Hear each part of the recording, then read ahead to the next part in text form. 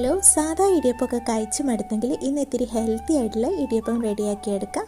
അപ്പോൾ അതിന് വേണ്ടിയിട്ട് ബീട്രൂട്ടൊക്കെ എടുത്തിട്ട് ഇതുപോലെ പേസ്റ്റ് ആക്കി എടുക്കുക. പിന്നെ അരിപ്പൊടിയിലേക്ക് കുറച്ച് ഉപ്പ് ചേർത്തിട്ട് ഒന്ന് മിക്സ് ചെയ്ത് കൊടുത്തതിന് ശേഷം ബീട്രൂട്ട് പേസ്റ്റും കൂടി ചേർത്തിട്ട് കൈ വെച്ചിട്ട് നന്നായിട്ട് അങ്ങ് മിക്സ് ചെയ്ത് കൊടുക്കുക. ഇനി ഇതിലേക്ക് നല്ല തിളച്ച വെള്ളം ആഡ് ചെയ്ത് കൊടുക്കുക. എന്നിട്ട് കൈവച്ച് പരീക്ഷിക്കരുത്. ചൂടാറിന വരെ സ്പൂൺ വെച്ചിട്ടൊന്ന് മിക്സ് ചെയ്ത് കൊടുത്തതിന് ശേഷം പിന്നെ ചൂടാറി കഴിയുമ്പോൾ ഇതുപോലെ കൈ വെച്ചിട്ട് നന്നായിട്ട് കുഴച്ച് ഉരുട്ടി മാറ്റി വെക്കുക. ഇനി ഇടിയപ്പം ഉണ്ടാക്കുന്ന സേവനായിലോട്ട് ചില്ലിട്ട് കൊടുത്തിട്ട് മാവ് ഫില്ല് ചെയ്ത് കൊടുത്തിട്ട് ക്ലോസ് ചെയ്ത് വെച്ച് കൊടുക്കുക. എന്നിട്ട് ഞാനിപ്പോൾ വാഴയിലയിലാണ് ഇടിയപ്പം റെഡിയാക്കി എടുക്കുന്നത്. അതിലൊന്ന് ചുറ്റിച്ചു കൊടുക്കുന്നുണ്ട്. നിങ്ങൾക്ക് വേണമെങ്കിൽ ഇടിയപ്പ തട്ടിലും റെഡിയാക്കി എടുക്കാം കേട്ടോ. ഇപ്പോൾ നമ്മൾ മാവൊക്കെ ഇവിടെ ചുറ്റിച്ചു കൊടുത്തിട്ടുണ്ട്. ഇനി ഇടിയപ്പ തട്ടിൽ വെച്ചിട്ട് ആവി കയറ്റി ഇറക്കുക.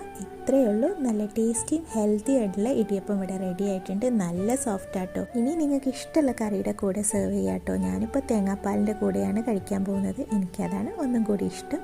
പിന്നെ ബീട്രൂട്ട് വെച്ചിട്ടാണ് ചെയ്തിട്ടുണ്ടെങ്കിലും ടേസ്റ്റിലൊന്നും ഒരു വ്യത്യാസവും ഇല്ല കേട്ടോ. നല്ല ടേസ്റ്റാണ്.